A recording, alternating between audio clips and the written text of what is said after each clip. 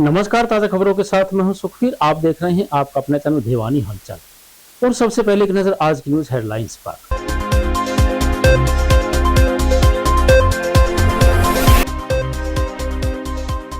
वित्त मंत्री जेपी दलाल ने कहा, लोकसभा चुनाव में बीजेपी का एक तरफा माहौल, 10 की 10 सीटें जीतेगी बीजेपी।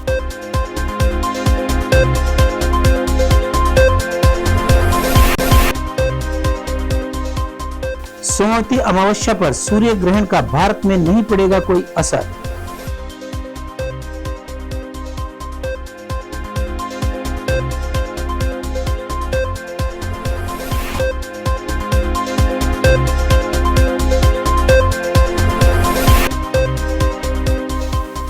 हमारा परिवार भिवानी इकाई की ओर से आयोजित रक्तदान शिविर में लोगों ने स्वेच्छा से किया रक्तदान।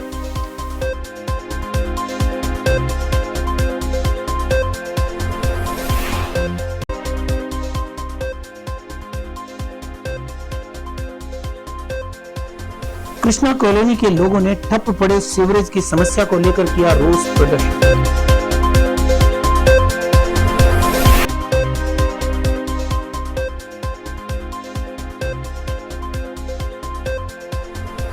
और अब खबरें विस्तार से। वित्त मंत्री जेपी दलाल ने पूर्व डिप्टी सीएम दुष्यंत चौटाला द्वारा भाजपा को नई कांग्रेस कहने पर तंज कसा कि चौटाला अपनी पार्टी की नीतियों और प्रत्याशियों का प्रचार करें। उन्होंने इस दौरान कांग्रेस को भी अपने निशाने पर लिया। उन्होंने कहा कि लोकसभा चुनाव में जीत का दावा करने वाली कांग्रेस गुटबंदी का शिकार है। इसी गुटबंदी के चलते कांग्रेस प्रत्याशियों की जमानत जब्त होगी। उन्होंने अपने भिवानी निवास स्थान पर लोगों की समस्याएं सुनी और उनका समाधान किया।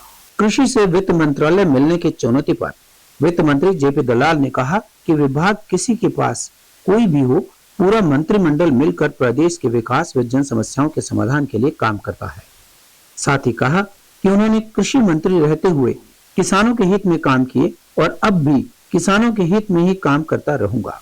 वहीं लोकसभा चुनाव को लेकर जेपी दलाल ने हरियाणा में कांग्रेस के प्रत्याशी घोषित न होने पर कहा कि कांग्रेस में गुटबाजी है, जिसके चलते 10 साल तक जिला प्रधान नियुक्त नहीं हुए और अब प्रत्याशियों का चयन नहीं हो पा रहा है। उन्होंने कहा कि कांग्रेस जीतने के लिए नहीं बल्कि एक दूसरे नेता की टांग खींचने के लिए लड़ाई लड़ रही है। वहीं हरियाणा में बीजेपी के 10 में से 6 प्रत्याशी कांग्रेस से आने पर कहा कि बीजेपी 2 सीटों से आज 300 प्लस पर है और लोग अब 400 प्लस का नारा दे रहे हैं। तो कितनी चुनौती मानते हैं? देखिए, सामूहिक रूप से जिम्मेदारी होती है मंत्रिमंडल की। विभाग कोई भी हो, सब मिलजुल करके काम करते हैं। सबका मकसद एक ही है कि प्रदेश को विकास करें, लोग आम जन की समस्याओं का समाधान करें। और हरियाणा जो है किसानों का प्रदेश है, उसके लिए भी काफ़ी काम किया है और अब भी मैं जो उनके हित के फैसले होंगे वो करता ही रहूँगा। लोकसभा चुनाव जो है उसकी जंग शुरू हो चुकी है। बीजेपी के नेता जो प्रत्याशी वो भी मैदान में आ चुके हैं, लेकिन ऐसा कोई माहौल बनता दिखाई नहीं दे रहा अभी। ऐसा है कि एक तरफा खाली ग्राउंड है, अब किसी के कैंडिडेट आए ही नहीं हैं। हमारे कैंडिडेट जो हैं डिक्लेयर हुए कितने दिन हो गए, अच्छा प्रचार चल रहा है, जनसभाएं चल रही है मुख्यमंत्री की, हमारी भी छोटी बैठकें चल रही हैं। एक तरफा माहौल है। सब लोगों ने फैसला कर रखा है कि देश के अंदर तीसरी बार मोदी जी को प्रधानमंत्री फिर बनाना है। हरियाणा में फिर 10 की 10 लोकसभा सीटें भारतीय जनता पार्टी को देनी है और कांग्रेस जो है अपने कैंडिडेट देने में सक्षम नहीं है। जिस तरह से जिलाध्यक्ष में उनके झगड़े होते होते 10 साल फैसला नहीं कर पाए थे, मुझे लगता है कि कैंडिडेट के भी इसी तरह से झगड़े होते रहेंगे, मिल बांट करके फिर कैंडिडेट दे पाएंगे जिनकी जमानतें जब्त होंगी। आप कांग्रेस पर कमजोरी का आरोप लगा रहे हैं, लेकिन जो कांग्रेस है वो कह रहे हैं कि बीजेपी के पास तो कैंडिडेट ही नहीं थे। 10 में से 6 ऐसे कैंडिडेट हैं जो कांग्रेस से आए हुए हैं। ऐसा है कि ये सारे देशवासी हैं, कोई हर आदमी कोई न कोई कभी न कभी किसी न किसी पार्टी में रहा हुआ है। बीजेपी वो पार्टी है जो 2 MP से लेकर आज पूरे 300 प्लस में बैठी है और इस बार लोगों ने मन बनाया हुआ है कि 400 पार का नारा आम जनता दे रही है। कांग्रेस जो घटती 50 सीट भी नहीं ले पा रही है, तो कांग्रेस को अपना देखना चाहिए। कांग्रेस लड़ाई एक सीट भी जीतने की नहीं लड़ रही है। कांग्रेस इस बात की लड़ाई लड़ रही है कि आपस में फैसला कर दे। जो अलग अलग धड़े हैं एक दूसरे की टांग खिंचाई कर रहे हैं। दुष्यंत चौटाला भी अब कह रहे हैं कि बीजेपी न्यू कांग्रेस बन चुकी है। सबको अपनी अपनी बात, राजनीति में का जो चुनाव का वक्त होता है, कहने का हक है। अच्छा ये है कि वो अपनी बात कहे, अपनी योजनाएं लेके आए और अपने कैंडिडेट का प्रचार। सोमवती अमावस्या के दिन विदेशों में देखा जा सकेगा पूर्ण सूर्य ग्रहण। पूर्ण सूर्य ग्रहण का नजारा आगामी 54 वर्षों के बाद दोबारा देखा जा सकेगा, यह कहना है प्रसिद्ध ज्योतिषाचार्य पंडित कृष्ण कुमार नावा का। उन्होंने बताया कि भारतीय समय के अनुसार रात को 9:22 पर विदेशों में सूर्य ग्रहण की शुरुआत होगी। वहीं उन्होंने बसंत नवरात्र पूजा मंगलवार से शुरू करने को कहा। वहीं श्री महंत डॉक्टर अशोक गिरी महाराज ने बताया कि सूर्य ग्रहण का प्रभाव केवल विदेशों में पड़ेगा, इसलिए भारत में सूर्य ग्रहण के समय कोई सूतक काल नहीं होगा। दैनिक कार्य पूजा पाठ पूर्व अनुसार चलते रहेंगे। जहरगिरी आश्रम के श्री महंत डॉक्टर अशोक गिरी महाराज ने कहा कि पूर्ण सूर्य ग्रहण का भारत में कोई असर नहीं पड़ेगा। उन्होंने कहा कि पूर्ण सूर्य ग्रहण का यह नजारा 54 वर्षों के बाद दोबारा देखा जा सकेगा। इस नजारे को विदेशों में देखने के लिए वैज्ञानिकों ने विशेष प्रबंध किए हैं। वहीं प्रसिद्ध ज्योतिषाचार्य कृष्ण कुमार नावा ने बताया कि 8 अप्रैल को अमावस्या के दिन सूर्य ग्रहण रात्रि में 9:22 पर शुरू होगा और लगभग 2:20 पर पूरा होगा, लेकिन पूर्ण सूर्य ग्रहण का असर केवल विदेशों में देखा जा सकेगा। भारत में सूर्य ग्रहण का कोई असर नहीं पड़ेगा। उन्होंने कहा कि भारतीय नागरिक इस समय के दौरान अपने दैनिक कार्य कर सकते हैं। वहीं उन्होंने कहा कि बसंत नवरात्रों की पूजा मंगलवार से शुरू होगी। इस बार नवरात्रि पूजा के दौरान माता घोड़े पर सवार होकर आएंगी और सभी भक्तजनों को आशीर्वाद देगी। अमावस्या और सूर्य ग्रहण घटित हो रहा है, जो कि भारत में इसका कोई प्रभाव नहीं है। यह मीन राशि में होगा और नक्षत्र में होगा, रेवती नक्षत्र में। तो कहीं ना कहीं भ्रम फैला है कि नक्षत्र हमारे यहाँ सूर्य का प्रभाव है, ग्रहण का प्रभाव है, दुष्प्रभाव है, जो महिलाएं गर्भ से हैं उनको भय होगा, लेकिन ऐसा किसी तरह कोई भय नहीं है। भारत में इसका कोई सूतक नहीं है, न ही ग्रहण का प्रभाव है। आप नियमित अपनी जो क्रियाएं हैं, जो क्रम है, पितरों की जो अमावस्या है, पितरों के निमित्त जो कार्यक्रम है वो आप कीजिए। किसी तरह कोई भयभीत ना होइए कि ग्रहण से ये होगा वो होगा। भयभीत होकर अपना जो संस्कार, सनातन धर्म की संस्था है, सनातन संस्कार है, उन संस्कारों से दूर होकर आप भयभीत हो सकते हैं। संस्कारों में जब रहेंगे तो आप भयभीत नहीं होंगे। आपको मालूम हो 8 अप्रैल सोमवार 2024 भारत में नहीं देगा सूर्य ग्रहण दिखाई, अतः सूतक मानने की आवश्यकता नहीं है। यह ग्रहण विदेशों में होगा। रात्रि मानक समय अनुसार 9:12 से शुरू होगा, जो अमेरिका, मध्य अमेरिका आदि में देखा जा सकेगा। भारत में ग्रहण नहीं होगा। 9 अप्रैल को दुर्गा माता यानी माता रानी घोड़े पर सवार होकर आएंगी। घोड़े पर सवार होने से राजनीतिक गलियारों में हलचल देखने को मिलेगी। किन्हीं स्थानों पर सत्ता परिवर्तन के योग भी बन रहे हैं। घट स्थापना मुहूर्त प्रातः 6:11 से 10:21 तक रहेगा। किन्हीं कारण से इस समय घट स्थापना न हो तो विशेष अभिजीत मुहूर्त 11:57 से शुरू होकर 12:48। हमारा परिवार की भिवानी इकाई के द्वारा ब्राह्मण धर्मशाला में जरूरतमंद मरीजों की रक्त पूर्ति के लिए रक्तदान शिविर का आयोजन किया गया। हमारा परिवार संस्था के प्रांत प्रमुख डॉक्टर महेंद्र पवार ने रक्तदाताओं का हौसला बढ़ाया। इस अवसर पर डॉक्टर मोनिका ने कहा कि मानव के लिए रक्त की पूर्ति एक मानव ही कर सकता है, जिसे आज तक कोई भी विकसित देश मशीनों में पैदा नहीं कर सका है। सेवा संगठन और स्वदेशी को समर्पित संस्था हमारा परिवार की भिवानी इकाई की ओर से ब्राह्मण धर्मशाला में रक्तदान शिविर का आयोजन किया गया। इस शिविर में हमारा परिवार संस्था के प्रांत प्रमुख डॉक्टर महेंद्र पवार ने मुख्य अतिथि के रूप में शिरकत की और रिबन काटकर शिविर का उद्घाटन किया। इस अवसर पर संस्था के लगभग 31 सदस्यों ने रक्तदान किया, जिन्हें रक्तदान विभाग की मुखिया डॉक्टर मोनिका द्वारा बैजेस लगाकर और प्रशस्ति पत्र देकर सम्मानित किया गया।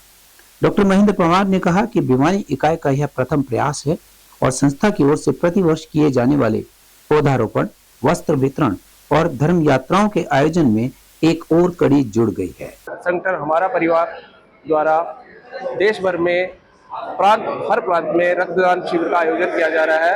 आदरणीय संगठन प्रबंधक श्री सुरेंद्र जी द्वारा ये निर्देशित है कि सभी इकाइयां भारत भर में 15 फरवरी से 30 अप्रैल के माह में इस रक्तदान के पूरे कार्य को संपन्न करें। इसी कड़ी में भिवानी में 4 इकाइयों द्वारा ये रक्तदान शिविर आज लगाया गया है, जिसमें 50 से अधिक संख्या के रक्तदान करने का संकल्प किया गया है।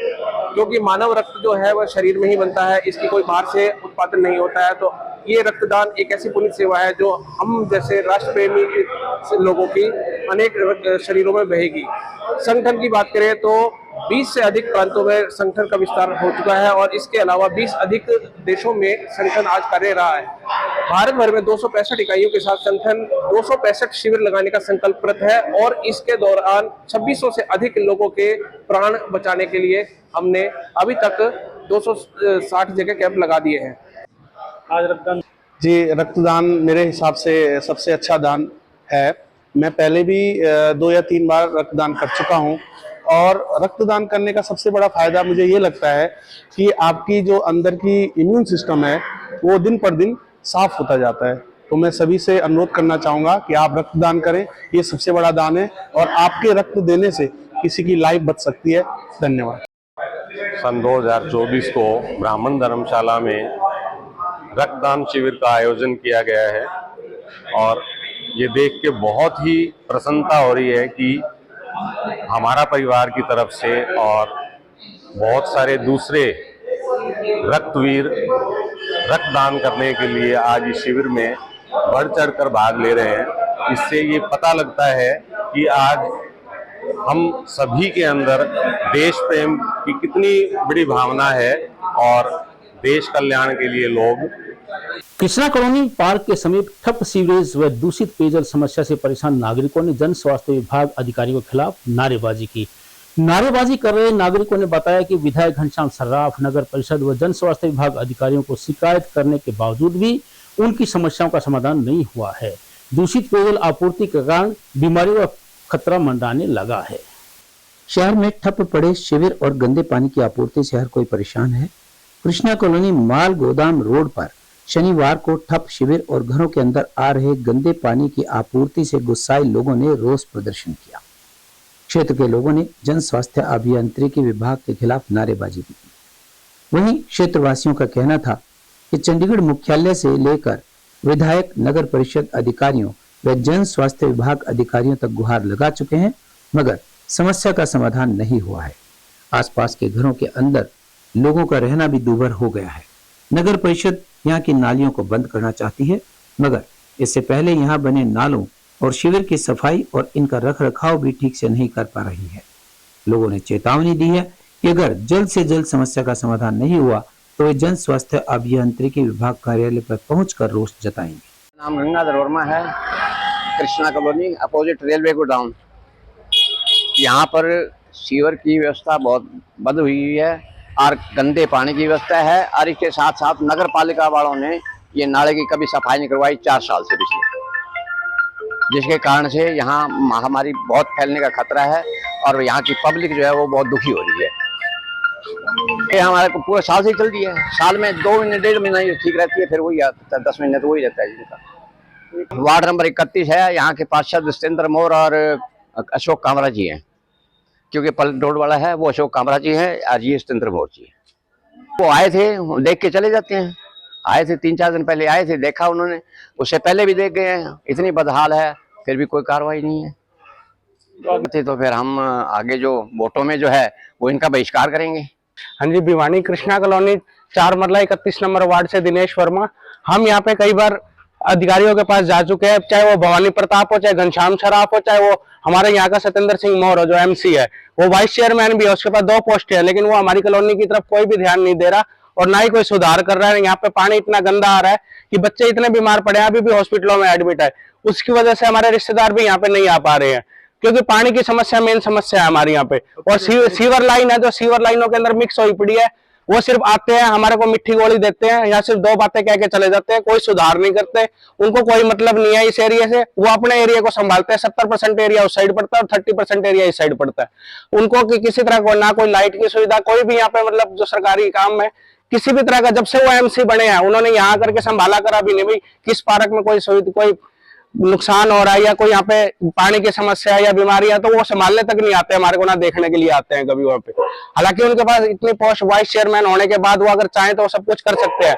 भवानी भी शुरू में आए थे तो बहुत कमिटमेंट करके गए थे, बातें करके गए थे, कह के गए थे कि हम आ रहेंगे यहाँ चले जाने के अंदर मिलेंगे करने बोले, हमने कहा चौथा तोड़ने अपना नथी चाहिए गंदा उसका होना है। इधर कमेटी है अपना वो ऐसा काम करते हैं, उसके बाद चले जाते हैं वो। अब एक खबर चलते चलते लोकसभा चुनाव को निष्पक्ष, पारदर्शी एवं शांतिपूर्ण ढंग से संपन्न करवाने के लिए प्रशासन ने तैयारियां पूरी कर ली है। भिवानी महेंद्रगढ़ लोकसभा सीट के तहत भिवानी, चरखी और महेंद्रगढ़ जिले लगते हैं। इस बार 25 मई को होने वाले लोकसभा चुनाव में भिवानी जिले की चारों विधानसभा सीटों के 8,66,222 मतदाता 912 मतदान केंद्रों के माध्यम से अपने वोट का प्रयोग करेंगे। इन विधानसभा क्षेत्रों में 85 वर्ष से अधिक आयु के 13,158 मतदाता हैं और 18 से 19 वर्ष के मतदाताओं की संख्या 15,136 है। चुनाव संपन्न करवाने के लिए 4,012 कर्मचारियों की ड्यूटियां लगाई गई। और अंत में फिर से एक नजर आज की न्यूज हेडलाइंस पर।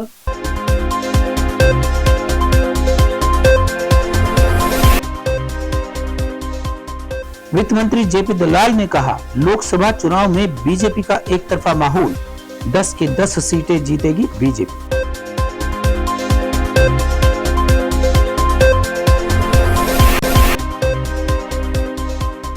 सोमवती अमावस्या पर सूर्य ग्रहण का भारत में नहीं पड़ेगा कोई असर।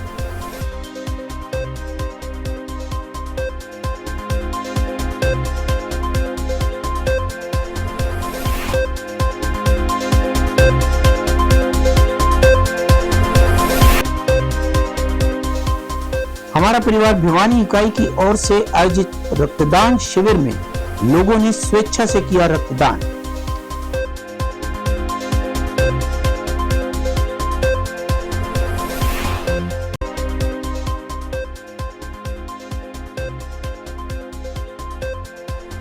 कृष्णा कॉलोनी के लोगों ने ठप पड़े सीवरेज की समस्या को लेकर किया रोष प्रदर्शन।